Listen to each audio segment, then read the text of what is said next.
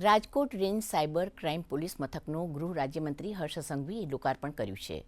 Law and ઓર્ડરમાં ખાસ cyber ક્રાઇમને પહોંચી વળવા સાયબર પોલીસ સ્ટેશનોમાં ટેકનોલોજી વધારવામાં આવી છે. રાજકોટ, મોરબી, જામનગર અને દેવભૂમિ દ્વારકા જિલ્લા માટે આ સાયબર ક્રાઇમ પોલીસ સ્ટેશન શરૂ કરાયું છે.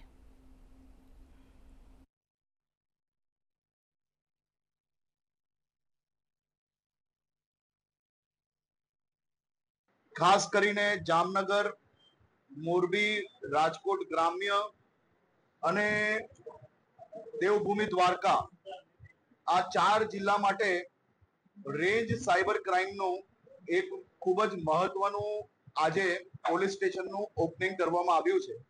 આ પોલીસ સ્ટેશનમાં ડીવાયએસપીની બી નવી જગ્યા ઊભી કરવામાં આવી છે, પીઆઈશ્રી બી રહેશે ને બીજા બી અધિકારીઓ સાયબર ક્રાઇમને પહોંચી વળવા માટે એક નવી ટીમ આ 4 જિલ્લાઓને બેકઅપ માટેની અહીંયા બનાવવામાં આવી છે.